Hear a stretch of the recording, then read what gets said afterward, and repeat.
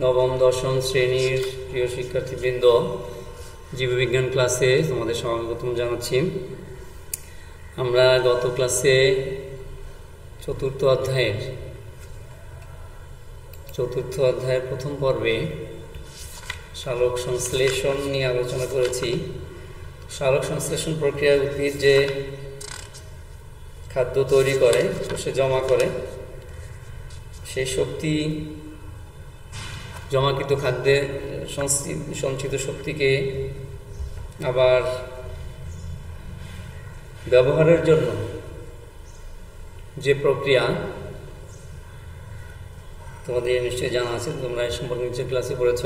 একটা চিত্র দেখলে তোমরা বুঝতে পারছো যে প্রাণীর, বিশেষ করে মানুষের শ্বসনের যে প্রধান অংশ, তার চিত্র এখানে দেওয়া আছে, ফুসফুস। তো বুঝতেই পারছো যে এই ফুসফুস দিয়ে আমাদের শরীরের কোন প্রক্রিয়া শুরু হয়? শ্বসন প্রক্রিয়া। তাহলে আজকে আমাদের আলোচনা হলো শ্বসন বা রেসপিরেশন। তো এই রেসপিরেশন বা শ্বসন প্রক্রিয়া আসলে আমরা কি করি?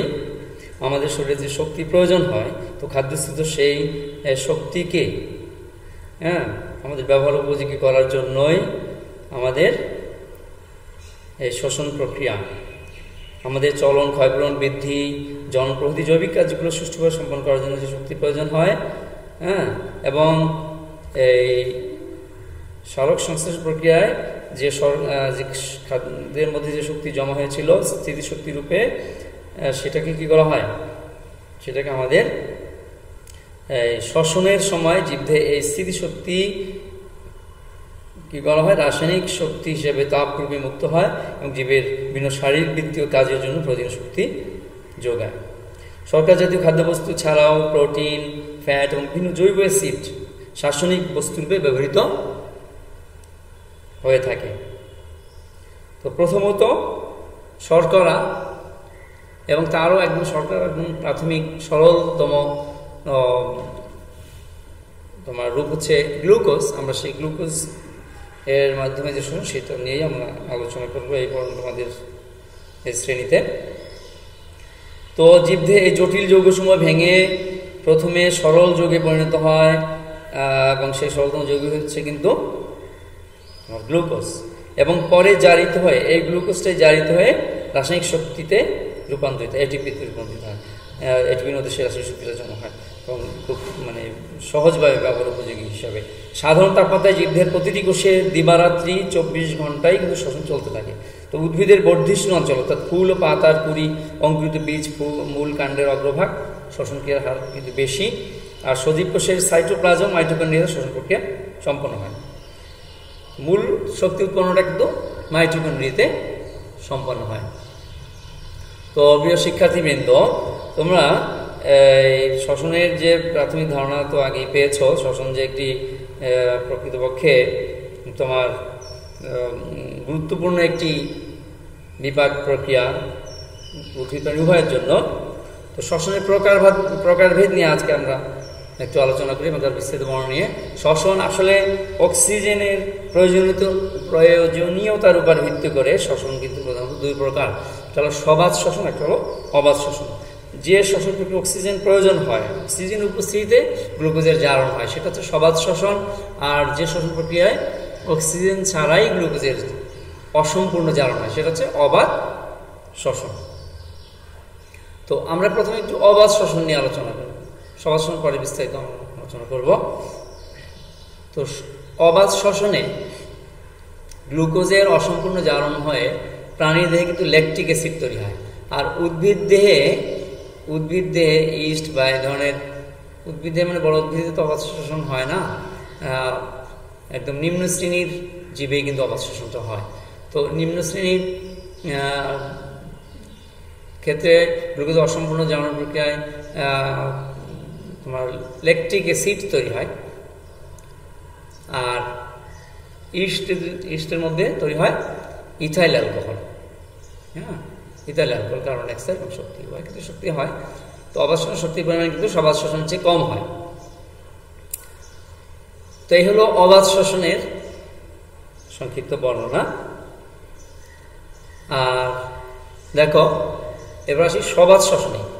সবার শ্বসনের ক্ষেত্রে আমরা যদি অতি সংক্ষিপ্তভাবে রাসায়নিক সমীকরণটি তুলে ধরি, তাহলে গ্লুকোজ অক্সিজেনের উপস্থিতিতে, সবার অবশ্যই অক্সিজেন থাকবে, অক্সিজেনের উপস্থিতিতে জারিত হয়ে কার্বন ডাই অক্সাইড, পানি এবং এটিপি তৈরি করে, শক্তি মুদ্রা হিসেবে এটিপি তৈরি করে।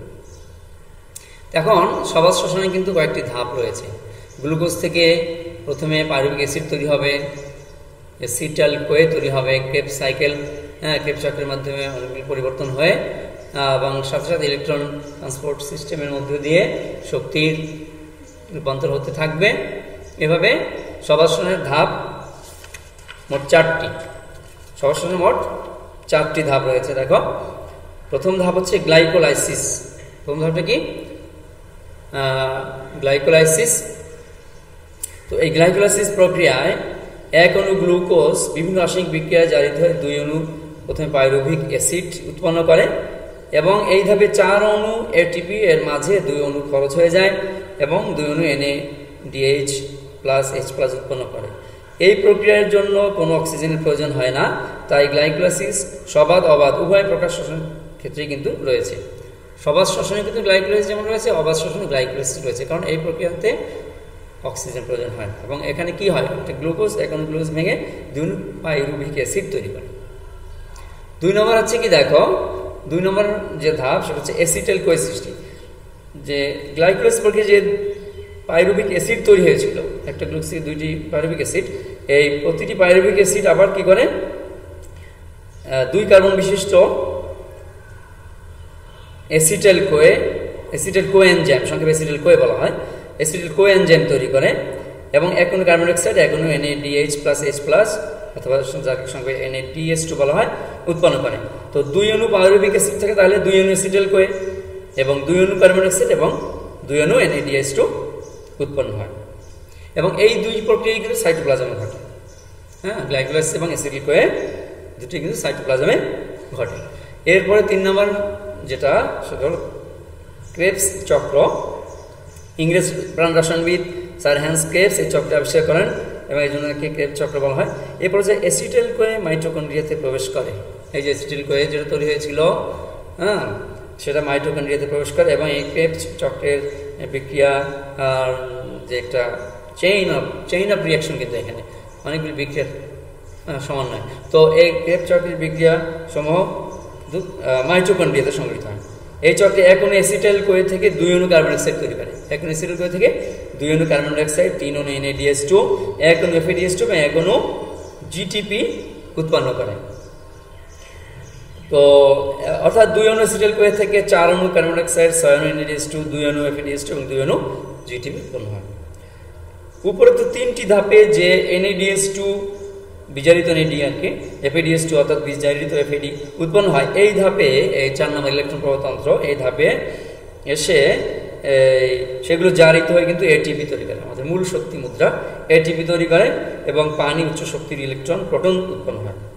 উচ্চ শক্তি সম্পন্ন ইলেকট্রনগুলো ইলেকট্রন প্রবাহতন্ত্রের মধ্য দিয়ে প্রবাহিত হওয়ার সময় যে শক্তি প্রদান করে, সেই শক্তি ATP তৈরিতে ব্যবহৃত হয়। ইলেকট্রন প্রবাহতন্ত্র কিন্তু মাইটোকন্ড্রিয়া হয়। তাহলে আমরা জানলাম গ্লাইকোলাইসিস সবাদ শ্বসন 4টি ধাপের মধ্যে গ্লাইকোলাইসিস অ্যাসিটাইল কোয়ে হয় সাইটোপ্লাজমে এবং ক্রেবস চক্র এবং ইলেকট্রন প্রবাহতন্ত্র হয় মাইটোকন্ড্রিয়াতে। তো প্রিয় শিক্ষার্থীবৃন্দ, তো এভাবে দেখেন জারিত হয় কীভাবে NAD জারিত হয়, NADH প্রথমে, তারপর NADH2 পরবর্তীতে তৈরি হয়। তো এটা ইলেকট্রন প্রবাহতন্ত্র। তো এভাবে আমরা তাহলে সবার সঙ্গে 4টি ধাপ সম্পর্কে জানলাম এবং একটা এটিপি তৈরির হিসাব দেখো, এক অণু গ্লুকোজ থেকে কিভাবে এটিপি তৈরি হয়। গ্লাইকোলাইসিসে অ্যাসিটাইল কোয়ে থেকে চক্রে ইলেকট্রন প্রবর্তনের মাধ্যমে সব কিছু রূপান্তর হয় এটিপিতে, এই NADH2 FADH2 GTP সবগুলি পরিবর্তন হয়, এটিপিতে রূপান্তর হয়। 38টি এটিপি আমরা পাই এক অণু গ্লুকোজ থেকে। তো এই হিসেবটাও আমাদের মনে রাখতে হবে। তো ইনশাল্লাহ আগামী ক্লাসে আমরা আরও বাকি অংশ আরও বিস্তারিত ইনশাল্লাহ আলোচনা করব। তো সবাই একটা বাড়ির কাজ লিখে নাও এবং বাড়িতে আরও ভালো করে বইয়ের সাথে মিলিয়ে ভালো করে পড়বে। দেখো, সবাদ শ্বসনের ধাপসমূহ বর্ণনা করো, সবাদ শ্বসনের ধাপসমূহ বর্ণনা করো। তো প্রিয় শিক্ষার্থী কিন্তু ভালো থাকো, সুস্থ থাকো। তোমাদের অনেক অনেক ধন্যবাদ জানিয়ে আজকের ক্লাস শেষ করছি। আল্লাহ হাফেজ।